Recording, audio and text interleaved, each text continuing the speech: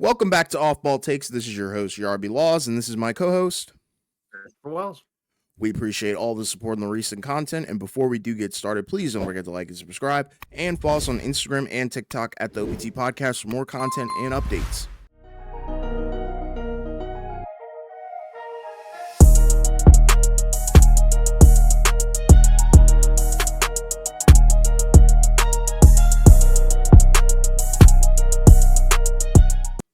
Yeah, so today we're going to talk about three teams, that are kind of, as of right now, doing some things, making some runs. So we're going to talk about the Dallas Mavericks, the Orlando Magic, and the San Antonio Spurs. So we're going to start with the Dallas Mavericks. They've won uh six of their last, or excuse me, they've won basically 5-5, right? Like they just lost to the Miami Heat right before we actually got on, but before that they had won four in a row because they had a stretch where they lost four in a row. Then obviously Lucas goes down with a wrist injury, so he's going to be out for at least a little while.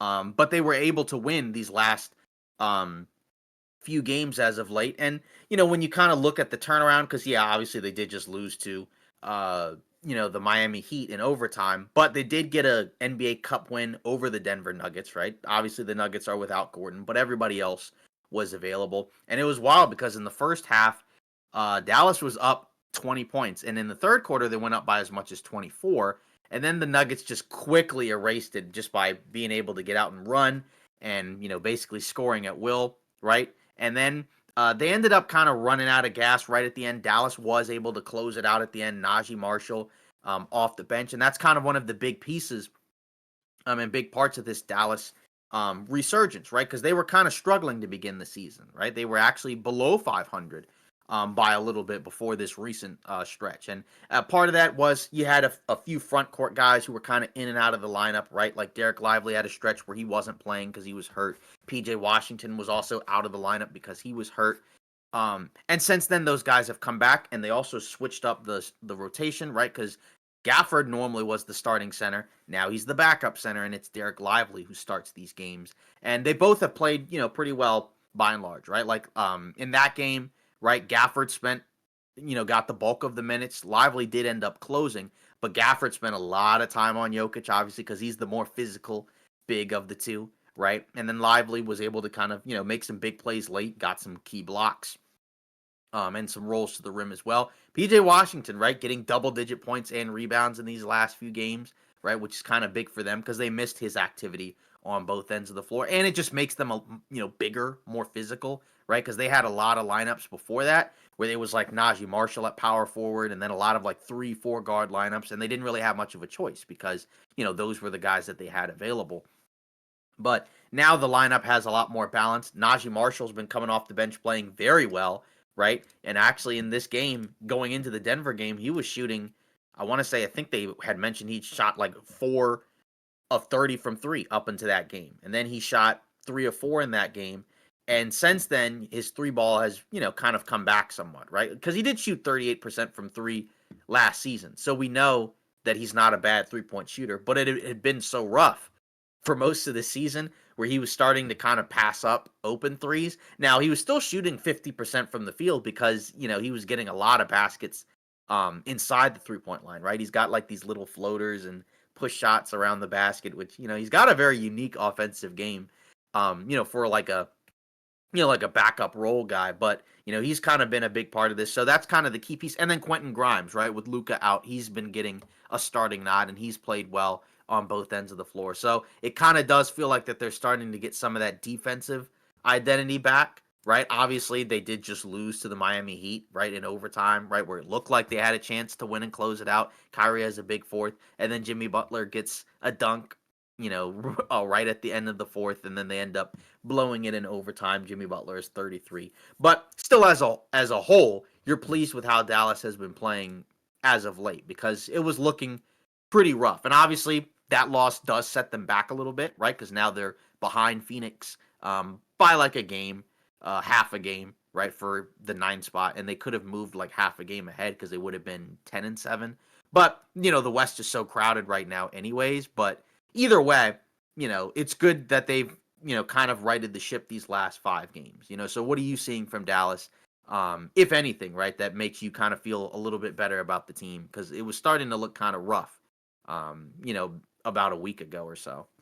Yeah, I mean, we kind of talked about it very, very briefly. I think it was like a couple weeks ago or something like that. But I think Kyrie Irving has been very, elite for this Dallas team as the number two option, and then also, with Luca being out now, he's looked pretty good and pretty solid, very efficient as well. That's the thing that I love about it. Obviously, he's been efficient in the past, so nothing new from him, but just Mm. continues to kind of be underrated. And then the role players also, kind of filling in on their roles as well. Like you kind of brought in PJ Washington, Najee Marshall, guys like that to have performances like this when either your stars aren't playing or they aren't playing well. So to see them kind of chasing after something is pretty cool as well, because I think it was PJ Washington, if I'm not mistaken. He said they're actually trying to go to Vegas. And I think that's probably the first team that I've Mhm. heard actually have that goal of going to Vegas to play for the NBA Cup and win it. So that was pretty Mhm. cool. So I guess there is some sort of incentive Yeah. to actually, win these cup games. And yeah, overall, I think their depth has also been a little bit more surprising. I know they did kind of get better in the offseason, and I think generally most people did like their offseason due to the Klay Thompson move. But when you look at it, Quentin Grimes, Jaden Hardy, guys like that, Dinwiddie even, they're actually playing solid minutes now that I guess Luka is kind of hurt. So they do and are searching for other options to replace that, even though you really can't. But the replication that I've liked from the role players as a whole has been solid. And I think the coaching has absolutely gotten better as well.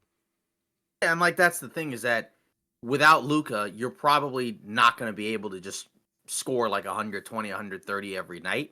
Mm-hmm. But if you can get good offensive production out of some of these guys, right? Because again, you got like back-to-back 20-point games from Najee Marshall, one in a win and one in a loss. And then like defensively, right? Like Luca hasn't been great defensively anyways.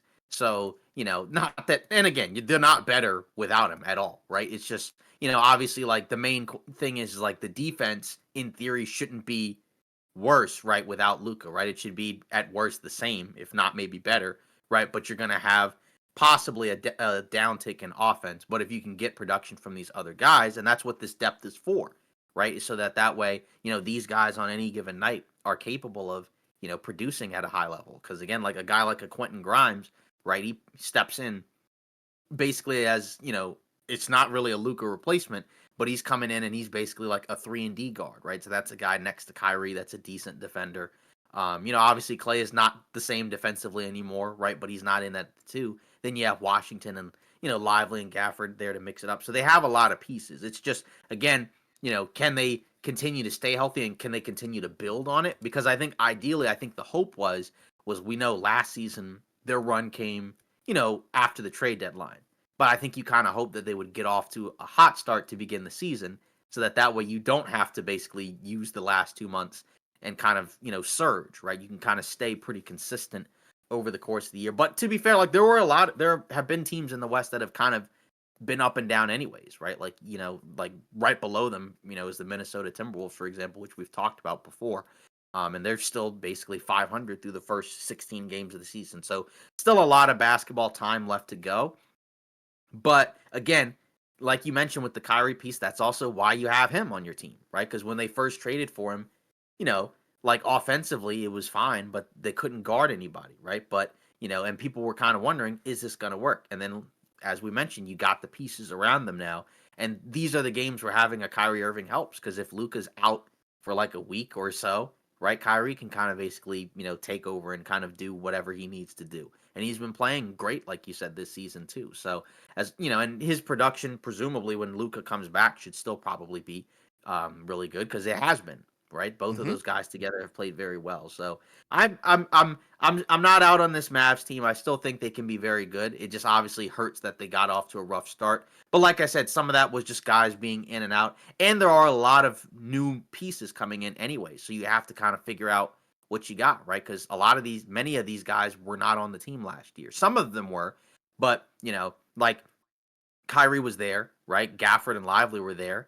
Washington was there, but say like these other pieces, like Klay Thompson's a new piece. Klay Thompson's a new piece. Grimes is a new piece. Najee Marshall's a new piece. So lots of guys, that you have to kind of figure out how to incorporate them. And I think it's getting better. And I think when they are healthy, I think that'll also kind of work its way out as well, or work itself out. So, it's good. It's good to see them, playing better, even though, like I said, they did just lose to the Heat. But regardless, that's one loss in the last 5 games. Yeah, there's a couple things I do want to say about the Mavs before we do move on. Hmm. I think the only two things that are probably holding them back from potentially winning a title, number one is health, because I don't know what they're going to look like come playoff time. And number two is Right. Luca's freaking defense. I'm sorry, but I think I've absolutely given up on Luca being even a serviceable defender. And through what I've seen through all the games that he's played this season, it's been very, very tough to watch. Like there's been times when complete lapses on defense and it's costed them games a couple times. But, hopefully he can improve that down the line in the season, and hopefully if they go to the postseason, something like that. Like I need to see him be more attentive to detail, because I think he could be not necessarily an elite defender. That's not what I'm asking. I'm asking him to just be smarter on the defensive end, because I think that's something Yeah. that's holding him back and the entire team as well. Yeah, and I think it also stands out more because he hasn't been shooting the ball well, right? Where it's Yeah, like the defense obviously is always an issue, but it's not quite as, like, I guess, jarring, when he's putting up his normal numbers, right? Like last season he gave you 34, 10, and 9 on 49 from the field and 38 from three. But this season it's 28, 7.5, 7.5, which is still good. But then the shooting splits, he's at 43.5 and 32 from three. So that's part of it. And again, he'll probably never be a great defender. And I guess having Kyrie to kind of free up some offensive responsibilities, that ought to help as well.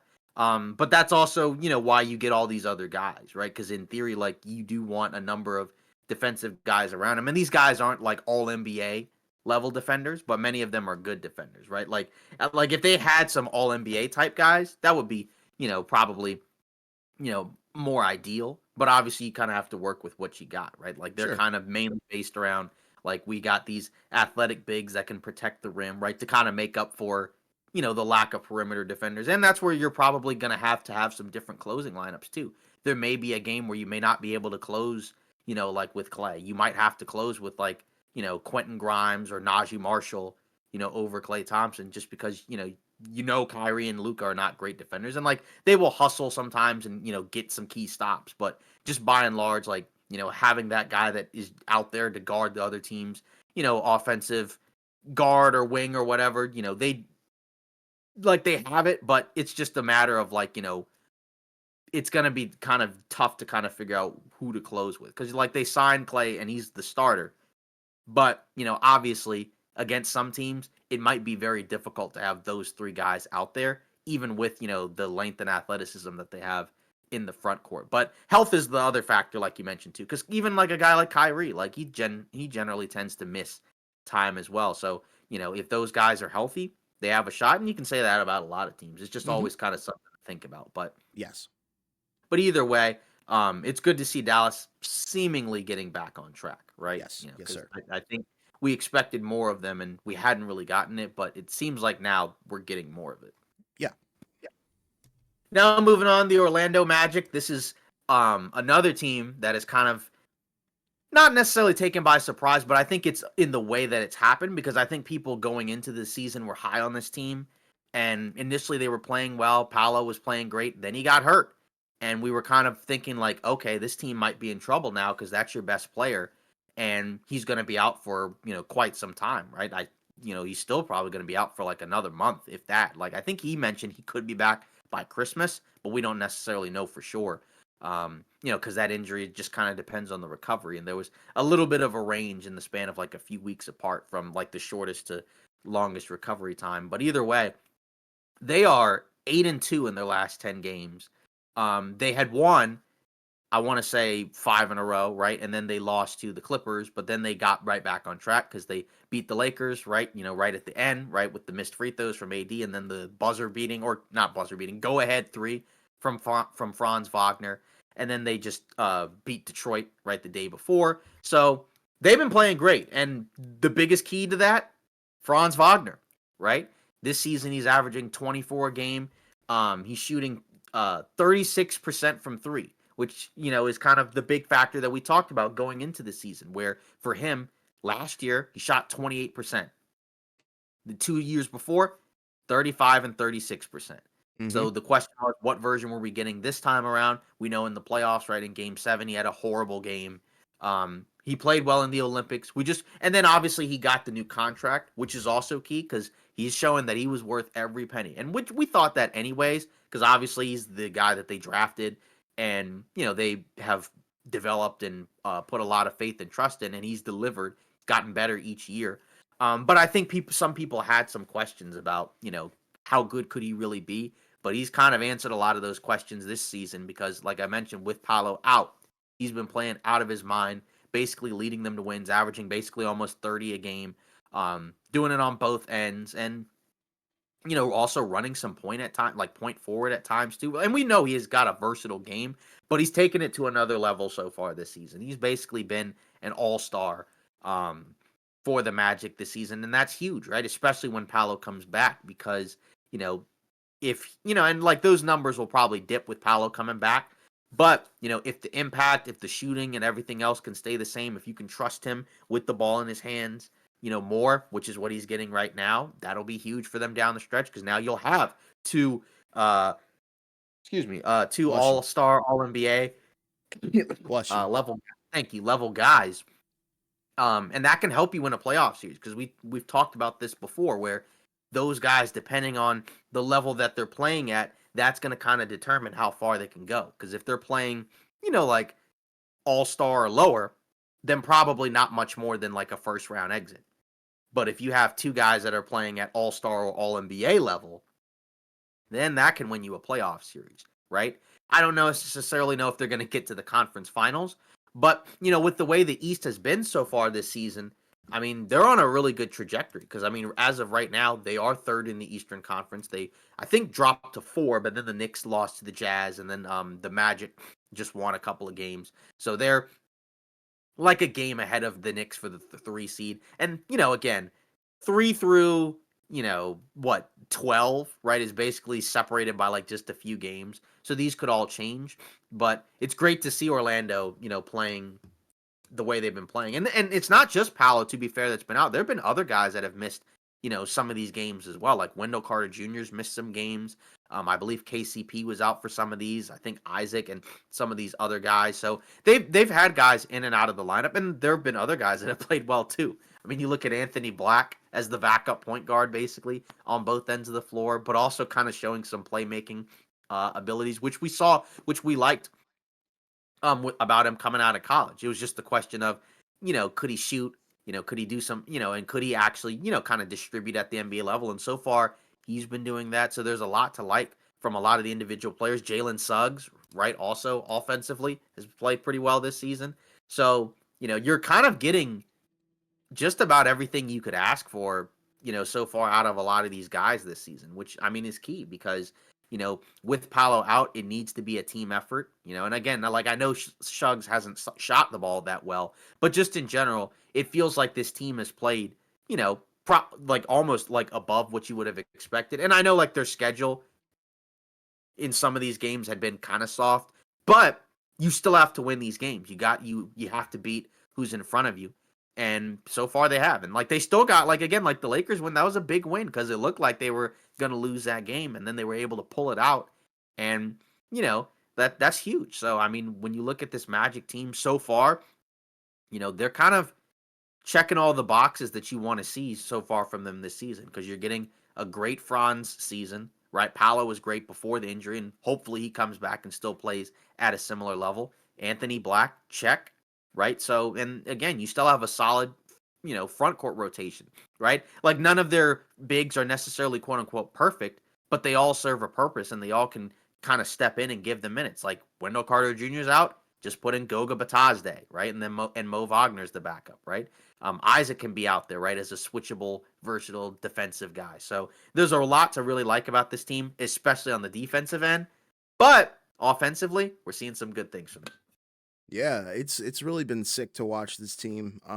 And the thing that scares me is, Paolo and Franz are the same height. So Franz being, 6'10", 220 something, I think, and then Paolo being 6'10", 250. That scares me down the line. Both of those guys, being healthy, I think, and like I said, down the line, when their development really comes to fruition, I think we're going to be very, very scared of this Orlando Magic team. And like you said, Franz has been playing out of his mind. He's been backpacking them pretty much every game. And I think even boosting the morale, because everybody on the team is playing exponentially better, except for KCP. That signing has not looked too amazing, in my opinion. I think it's been a little crappy. But regardless, that I'm not gonna hate on that too much. But Franz, I think, is the star of the show and the topic of the conversation, and he continues to be the do it all 6'10" guy that I think a lot of teams wish that they could have. And to have two of them, Orlando, that is pretty cool. Like you said, Suggs has also been playing pretty solid, doing it all as well. Mo Wagner, Gogo Batadze. Like you said, the center room is kind of interesting because I thought Yeah. that center room was mediocre, average at best last year. But then as the season went on, I was like, okay, they've got some kind of like three-headed monster that can kind of they can kind of fit guys in wherever you need them to, and they've continued to do that, which is pretty freaking cool. Like Wagner taking people off the dribble, and then Batadze kind of being like a rebounding machine out there at times. But yeah, defensively they haven't lost a step either. That's the other thing. All these additions, all these guys coming into the rotation because of injuries and whatnot. Yeah, the defense still looks pretty solid. And I think that's been another force carrying them alongside the offensive explosion from Wagner, because last year in the playoffs, you already talked about it, like the 3-point shot wasn't there.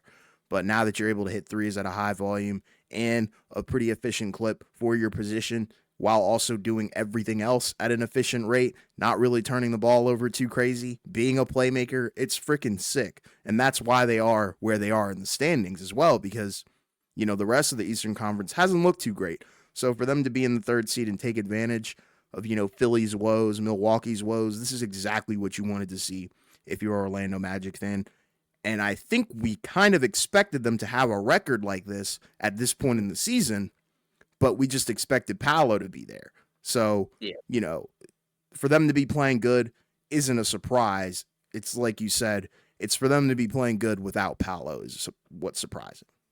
Yeah, exactly. And that's the key part and like you mentioned, like Franz is kind of the key here just because like you mentioned everything he's been able to do with the playmaking, the defense, and the offense as well, right? Cuz again, we mentioned like 6 threes attempted a game, which is a career high, and now he's back up to 36%.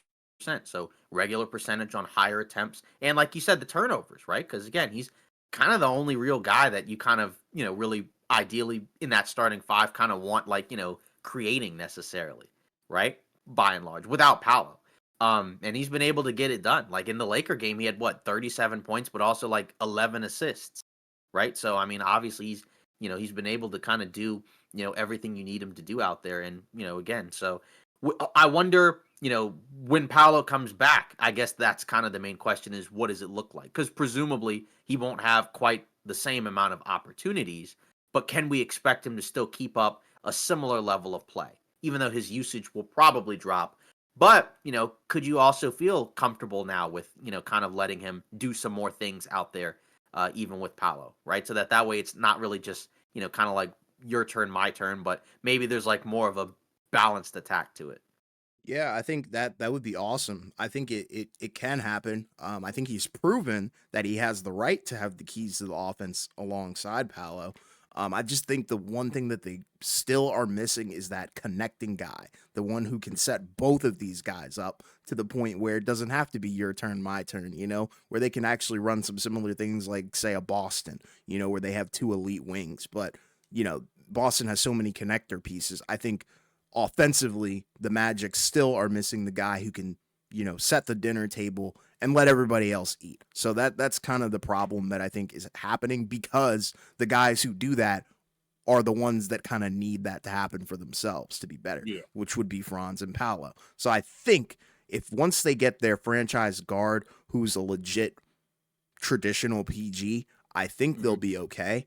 But like you said, it is concerning that potentially when Paolo comes back, Franz's play and efficiency, all that stuff may take a slight dip, but I don't think it'll be like, super detrimental to the point where, you know, like we're talking playing or anything like that. I think they'll still be very, very good. I think, they'll be better than they were last year just because both of these guys are getting better. I think come playoff time is where you might kind of start to see that be a little bit more of a problem. And that's the hope where like the experience that he has now should help carry into the latter point of the season. And Mhm. again, I guess with the traditional point guard thing, I guess that's kind of why you draft a guy like an Anthony Black. Sure. Obviously you still have to develop him, but he has been good so far. Yeah. In his second season, because like last season he was kind of forced into playing because they had so many injuries to their guards, but he still looked, kind of, like he looked okay, but he still looked like he had some room to grow. But now he's been playing, a much more he's been playing a much more regular amount of minutes in the rotation. Sure. And like the shooting percentages are not necessarily that amazing. Mm. But, you do see the defense, you do see the playmaking and the decision making, right? He's giving you just under 5 assists a game, right? And I think turnovers wise, he's like 2.5. So, Yeah. and again, like he's not really like much a super offensive player anyways. But I think the hope is that as long as he continues to kind of do what he's doing, like hopefully that stuff will continue to come, and then he'll continue to develop and grow. And that might be the guy that you're kind of hoping turns into like the franchise point guard. It would still be Sure. a little bit different than a lot of the point guards now, because most of the point guards now are like combo guards who can also score and kind of shoot off the dribble too. But the Magic, they look like they're doing something different. But as you pointed out, their forwards, right, kind of do a lot of the ball handling and decision making anyway. So you don't have to have like a Chris Paul type point guard, but I think it would still be nice to have a guy that does do some of that decision making, playmaking, because you don't always necessarily want to have those guys to make every single decision, even though they Yep. probably should make most of them, because at their best with the ball in their hands, especially Mm-hmm. Paolo. So Yep. Yep. next up, another team that's been playing well, as we had kind of mentioned already, the San Antonio Spurs. They've won 6 out of the last 10 games, including 3 in a row. A few of those games were actually without Wemby, right? Wemby had gotten hurt in that game against the Lakers, right? He and Anthony Davis kind of knocked knees into each other. He finished out the game, or tried to finish it out, because he had to come out and come back in. But then he wasn't able to play those next few games. He had actually been playing well up until that, the injury, because he had a stretch of games where he was just hitting everything, even from three. Um, he had a 50-point game against the Wizards. I think there was a stat from Underdog NBA that I saw. It was during the Warriors game where they had mentioned that he had taken the same amount of twos as threes, right? Which was just kind of, which is kind of wild. Yeah. But, obviously earlier in the season, he wasn't playing very well, right? And that was kind of a problem where, the floor for them is a lot lower if he's just not, the ceiling for them is a lot lower if he's just not going to play very well, right? Because obviously that's their best player, that's their franchise guy. So you kind of need him to do, you need him to be good, right? And that was kind of something that you were kind of wondering, where it's like, he's a rookie, he'll probably figure it out. But like, yeah, I saw the stat, 125 2-point attempts, 125 3-point attempts, right? This was during the game last night. But, you know, with Wemby's absence, you have a number of guys that had played well, like during his absence, right? Like you were getting good games out of Chris Paul, right? He had in that cup game against the Oklahoma City Thunder, he hit some big shots. Um, but then you also had Harrison Barnes, who's honestly been playing pretty well this season, right? As like a wing veteran guy for them. Charles Bassey, while Wemby was out, just kind of comes in. I believe he had an ACL injury, right? Like I want to say a year or so ago. So Yeah. his season was kind of cut short the year before, but he came back and he was playing as a backup big, because they're kind of small without Wemby, right? Because like it's just Zach Collins, and then after that, like they had no other real. I mean, I guess Mamu Kalashvili, I think that guy, I think he sometimes would kind of be out there, but not really like a lot of big depth. But it's just kind of funny. Keldon Johnson had some decent games, but then also their rookie, Stephon Castle. He's honestly played really, really well. He's been starting and playing a lot of minutes in these games. The jump shot has been significantly better. The defense had already been really good. I mean, even in that Warriors game, he made some big plays down the stretch. Like there was a possession where he's kind of trying to guard Steph at different points on offense. He hits like this deep three, right? Just kind of steps into it. So, I mean, he obviously there's been a lot of shine on some of these other rookies recently, right? Like Jared McCain, right, for the Sixers, Dalton Connect for the Lakers. But even like a Donovan Clingan, who's been playing a lot more with DeAndre Ayton out, right, with the finger injury or something like that. This guy's been playing great too. And I think, we liked the pick as a whole anyways because of the fact that he's a really good athlete, super defensive guy. And then you were just kind of wondering like the combination of the floor game plus the shooting. But in the opportunities he's getting, he's taking advantage and he's looking like, a really solid prospect for them. Obviously, again, we were still kind of shocked when they drafted 2 guards and then traded one of them away. But Castle's been the real deal so far, and it's good to see, right? And his role has increased, as I mentioned, over the course of the season because he began the season off the bench, and now he's been, starting. And again, some of that's just due to injury, but you got to take advantage when you get those type of situations. And he was certainly able to do that so far. So what are you kind of seeing from the Spurs? That's making you feel better about because this was a team that I think we kind of assumed would be better but probably not quite good enough to be in the play-in. But, they're right there. They're pretty close. I mean, they are, as of this recording, because Minnesota lost, and they've lost a couple of games in a row, as have the Kings. The Spurs right now are right at the 10 spot. Of course, that could change, right? Because these teams are all like a game or half a game apart. But, they're fighting for that spot. And with a team like New Orleans, who seems like they're pretty much kind of just fried and cooked at this point, right? That's a team that made the playoffs that's probably not going to be able to make it this year, unless they can get healthy fast. But it doesn't look like that's happening anytime soon because Shams already said Zion's going to be out possibly through mid-December. So that's pretty much done. But either way, what are you seeing from the Spurs that that you're liking? Because again, this was a team that, like I said, I think we liked the pieces, but we weren't necessarily sure how good was it going to look. And again, keep in mind a lot of this with Devin Vassell kind of either playing limited minutes or just not playing at all because he wasn't playing to begin the season because of the foot surgery that he had, I think, in the right at the end of last year. But he didn't play in the last game, but he did play in some of these.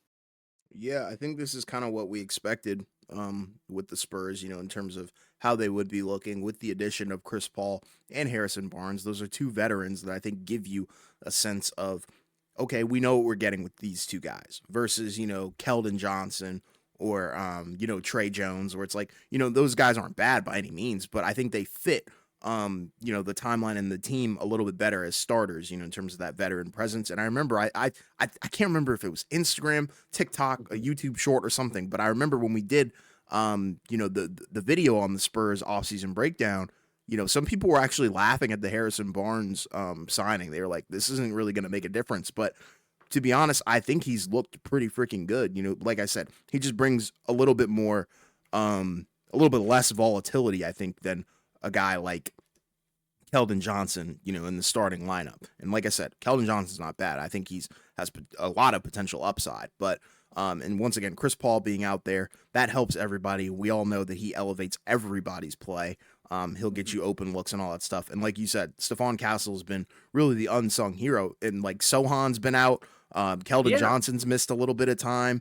Vassell as well. So they're not even really at full strength. Yeah, exactly. And Wemby. So they're not even really at full strength. They've had some injury issues. But for them to be winning games is amazing.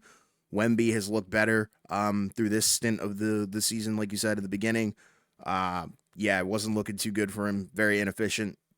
I'm still not a fan of all these threes he's taking. I understand why and what the thought process is, but at the same time, let's work on the basics. And because I feel like if he decreased that and replaced those with 2-point field goals, I think he would be looking a lot better stats wise. We already know what he brings to the game impact wise, defensively, and all that stuff. But I think he's looked better in this recent stretch along with everybody else. So the Spurs as a whole are moving like a real unit.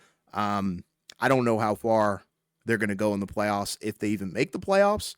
I know that's Mhm. kind of like the big question because everybody was thinking that they would be like an automatic 8th seed or better, which was kind of wild. But we think they could potentially sniff the plane. I think they just have a lot of things have to go their way, and they have to be healthy as well. I think we need to see this team at full strength with a Chris Paul that kind of continues to play stabilizer and set everybody up. And I think Wemby also has to continue to be better because I think, like I said, like his numbers have been pretty good like this season in totality. It was just that Mhm. first stretch, but I think he still can be better Yeah. in this season. So I'm expecting his progression to kind of even out probably around post All-Star break, hopefully. And yeah, I think they have a chance to go to the play-in for sure. And also a lot of this without their coach, right? Because he's been out. Obviously, he's True. been recovering right from the stroke, I believe that he had. Yeah. Um, and when you look at their team, right? Like last season, 26th in offensive rating, 22nd in defensive rating. Which, yeah, it makes sense that they'd be bottom up towards the bottom uh, of both stats because they were one of the worst teams in the league, right? This season, 20th in offensive rating, so not that much better offensively, but better enough, right? Because I mean, you're 6 spots higher, so that's good. And again, to be fair, with these ratings, they will change, especially early in the season, right? Because it's such a small sample size, right? So 5 more games will change it a lot more than once we're like at game 70. But the main big jump is the defensive rating because, as I mentioned, 22nd in defensive rating last season. This year so far, 7th in defensive rating, right? Yeah. And again, they have a lot of good defensive players. They have a lot of length, and they have a lot of guys that are willing to kind of move around and run around and be physical, defensively. So, and like you said, also it helps to have some vets, right? It's not like Chris Paul and Harrison Barnes are like elite defenders, but No. like you said, they are kind of just less volatile guys, right? So around a guy like a Wemby, right? They kind of know where to go and what to do, on in those spots. And like again, a guy like a Trey Jones or a Keldon Johnson, as you mentioned, they're not bad, but they may not necessarily be like ideal starters. Like with Barnes, like he's a better 3-point shooter than Keldon Johnson, who can Yes. be probably like a more explosive offensive player, but Barnes is probably like a better, I don't know, fit in that starting group because ideally, I think you would like to have some more shooting, especially like say like whenever Sohan comes back, right? Oh Like yeah. you would Yeah. definitely need that, Yeah. right? 'Cause, Yeah. like, We need he's to space the yeah, floor. right. Because you're gonna have him and Castle, and then obviously Paul, Barnes, Wemby, and that's probably also part of why Wemby's got to have to shoot these threes too. True. So, True. and that's kind of the other question is, so say when they come back, when they have like their actual group of starters in there, right? Because like, what is the starting group, right? Because Vassell is a starter, right? By and large, right? He's been starting for the Spurs for a while, and he's really good, but he's obviously having to work his way back from injury, right? Wemby's obviously a lock for sure.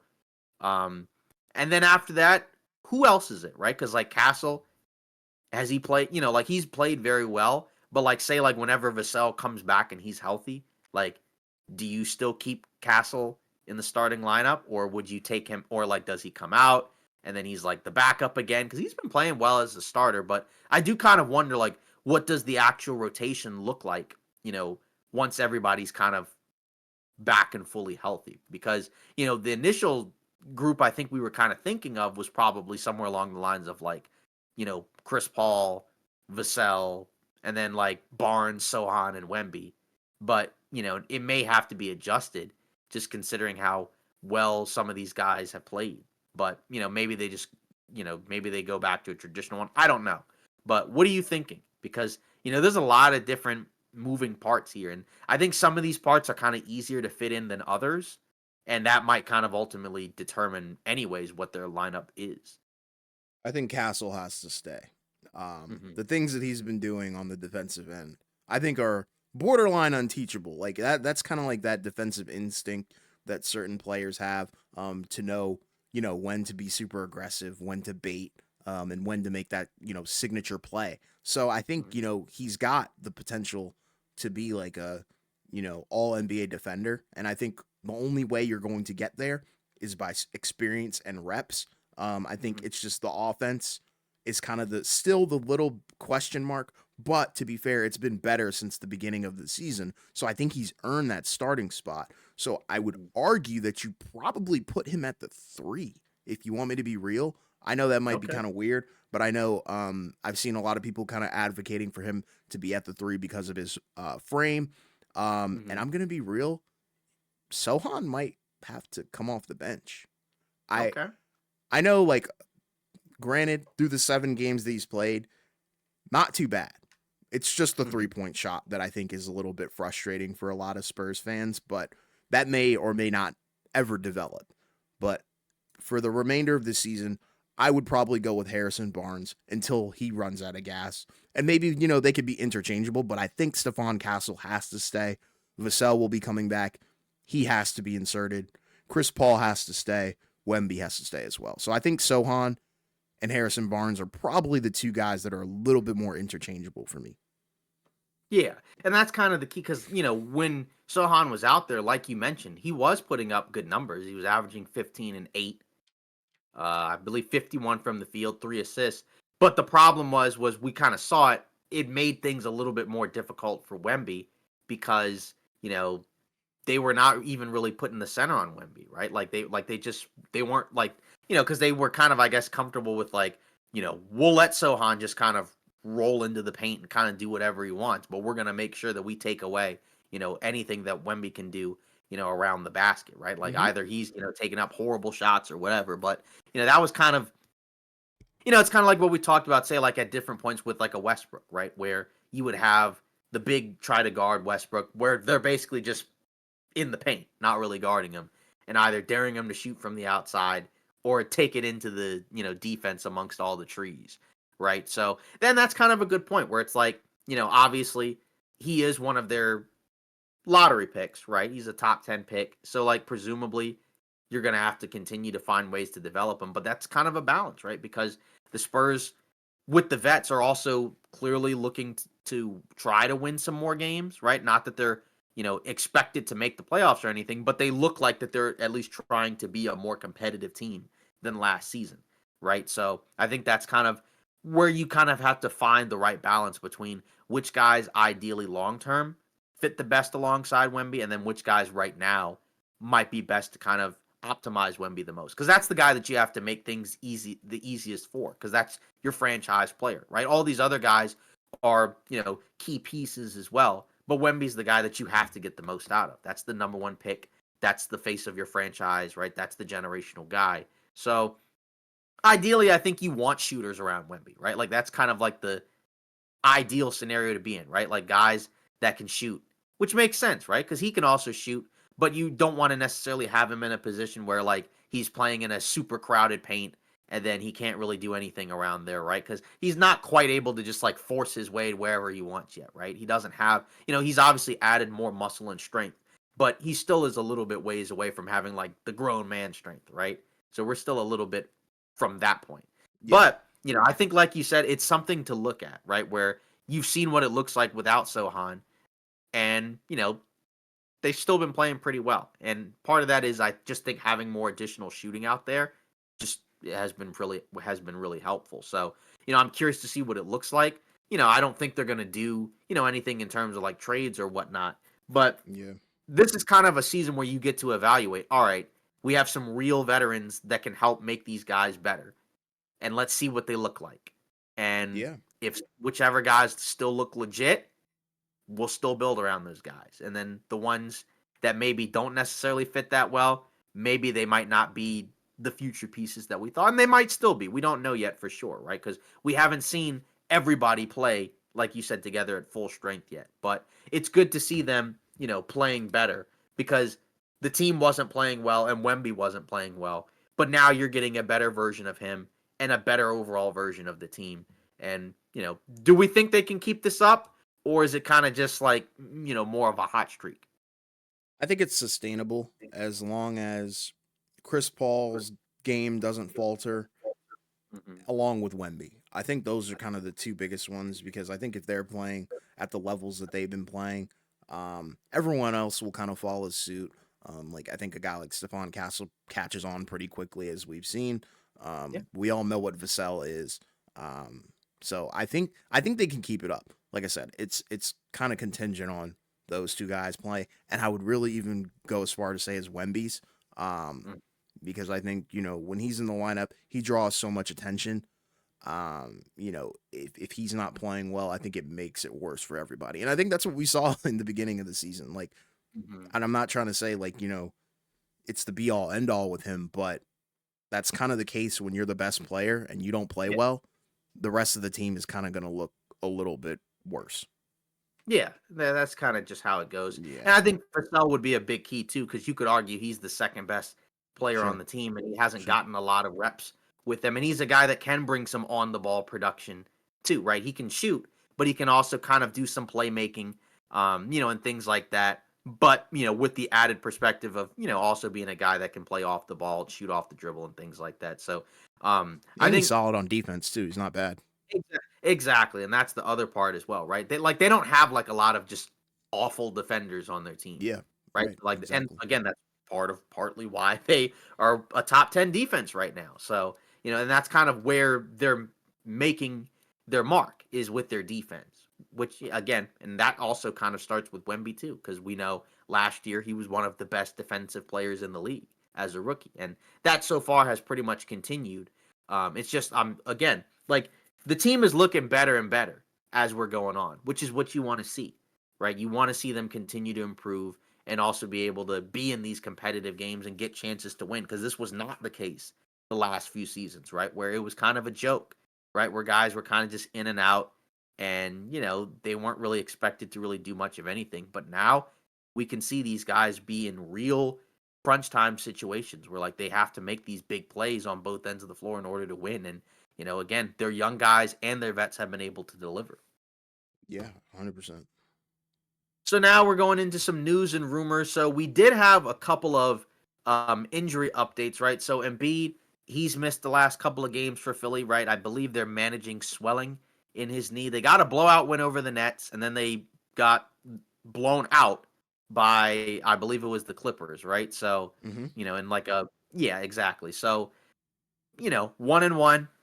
We'll see how it goes. But obviously, his health is the key to this team, which is not a shocker. That's not a hot take, right? When he's healthy and effective, right, they have a chance to be a really good team. And if he's not, then they have no shot, regardless of what happens. Even with as well as McCain has played and others, if Embiid isn't right, they don't have a chance. So you may have to sit him out maybe longer now. It's just tough because with the hole that they're in, you almost feel like, maybe we have to kind of stretch him out, but and kind of force him into playing. But I don't know. Like, it just kind of depends on the game, but it really depends on how he looks. Because if he's playing and doesn't move all that well, then it's almost kind of a liability. And like, Yeah, it's not like you're completely blaming him. It's just it's tough. It's tough to manage because he still doesn't really look like himself, and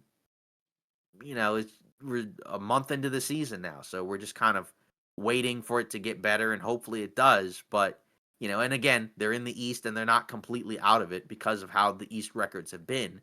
But still, 3-13 is not an ideal start to the season, yeah, it's as we've horrible talked about it. actually. Yeah, Yeah, as we talked it's about. really bad. Like, looking at it currently, their three injuries are Kyle Lowry, Paul George, and Joel Embiid. Two of your big three that has been kind of marketed as the new favorites in the Eastern Conference are out, and they haven't played a whole lot. And when they have played, they haven't looked great. So I think the best thing to do, speaking from Embiid's perspective, would be to sit him out. I think you need to rest him as long as you possibly can because 3-13 is, like you said, that start is abysmal, and it's because you're playing guys hurt. Not saying they're rushing them back, but he's clearly not even close to 100%. I would even go to say not even close to like 60. Enough to play game speed, but just to be able to play game speed isn't enough. I think you need to be locked in and ready for everything that comes with that.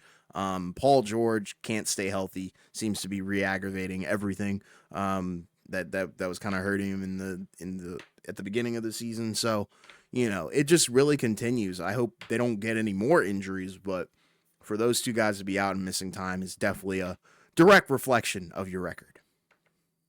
Yeah, because they're not this bad. It's just Oh, again, the concern always was going to be the durability of these guys, and the worst version of their durability is how you get a disastrous season like this, where you're just not able to win games because they're not available. So, mm, again, it's not like this was quote unquote predictable by any means, right? It's just a matter of that was always the downside of getting these guys is because as great as they are, you just can't rely on them consistently. But yeah, if they're healthy, they'll be really good. But we're still going to be waiting on that for a while, and it's a new team. So in theory, you need these guys to be able to play and build chemistry. And they've played what, like 15 minutes, if that. I yep, think barely that, like 5 minutes, right? Because like I think Maxi played 5 minutes in the first half, something like that. And Paul George got hurt in the third quarter, so we didn't really get a lot of games with these guys. yep, Then after that, another injury, right? Grant Williams tore his ACL against the Milwaukee Bucks, right? Obviously, not that we have to talk about, this in like, in tremendous detail, but it's still a bad situation, right? Because for the Hornets, they've been decimated by front court injuries. And that's with LaMelo Ball having a really good season. He just scored yeah, 50 points against the Milwaukee Bucks, albeit in a yeah, loss. But, either way, it just sucks, right? Because this is always the problem with the Hornets is that like they are a fun team. They have some fun players, but half the time they're never available. And we still haven't seen Mark Williams. Still haven't really seen, we've seen a little bit of Nick Richards because he was starting because Mark Williams was out. Then he got hurt. So they basically been running Musa Diabate, as the starting center. Granted, he's played well, but when you watch them, like they are a tiny team out there. But there's not really a whole lot you can really do. And I think Bridges has been out. So even though, like, I guess a lot of people have been talking about the Hornets as like a nice story, like the record still isn't good. But again, a big part of that is because of the injuries. And like the record isn't horrible, but like it's 6-10. So that's 4 games under 500. But most people I don't think necessarily expected a ton from Charlotte. It sucks that the injury bug continues to occur for this team. yeah. Melo's been worth it, every little bit of that extension because he's still playing at that elite level under that new contract, which is sick. Yeah. It's just like you said, the injuries continue to pile up. Granted, it's role players, but I think that stuff can exponentially hurt you You because, play like, well for Charlotte. exactly. And who the heck is going to be next? That would be my concern is like who is legitimately next? I think everybody on this team has pretty much missed time this season, so that's Yeah. not a great sign. But Yeah. once again, LaMelo's been playing out of his mind. You kind of just hope, and I think you Brandon can Clark. actually, you can, yeah, exactly. And I think you can really believe and see the pieces that they have, and that this could be a really competent team if they could just stay freaking healthy. And the problem is, even some of their depth pieces are getting hurt, like Nick Richards hurt. Um, it's just it doesn't help when your starters get hurt. Now your backups get hurt, and Grant Williams, yeah, that injury does not help the depth chart at all. Yeah. And Zion and CAA parting ways, according to the Athletic. Williamson no longer with agency as contract situation is in doubt due to history of health issues. So if people don't remember when he signed that new contract, right, there was kind of a provision, right, a sort of a clause in there where if he misses too many games, right, I want to say next season, right, his contract kind of really doesn't have a lot of guaranteed money towards it, which, again, is kind of something that we had, that had always been a concern with him because he's been a guy that's missed a lot of games, right? So, I guess, but now the main thing is that he's got to, they've got to find a way to kind of figure out the health situation because Shams had already mentioned he's going to be out probably past the middle of December. So basically, I mean, he's already been out for what, like a couple weeks? So you're talking about over a month by that point, and that's, if they still don't really have a real return date. So, and that's a problem for him because, as I mentioned, they have an out for his contract. So if he continues to miss time in his career, they're going to be able to basically cut ties with him and just cut loose and not really, you know, suffer from it, right? The way that you would if you sign him to like a fully guaranteed normal 5 year deal. Yeah, it's tough. I think this has been one of the most frustrating players to talk about because we all fell in love with his potential, what he can be, the flashes that he's shown us.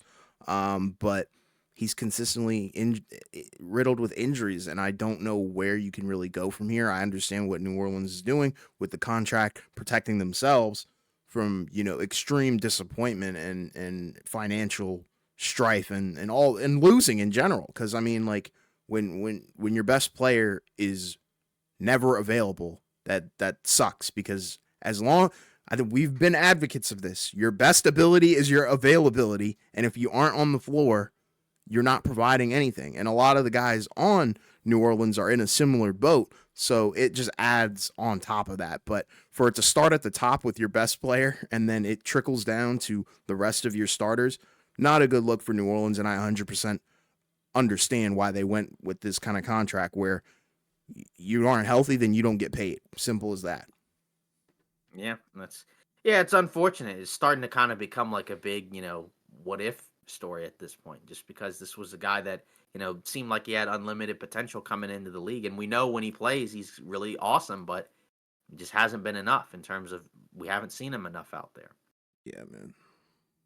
Well, that's it for today's episode of Off Ball Takes. Again, let us know your thoughts in the comments about, everything we've talked about, right? The Mavs, right? The Spurs, right? The Magic. I mean, just let us know. Obviously, if you leave a comment, we'll read it at the beginning of the video. Continue to like and subscribe as well. Help the channel grow, right?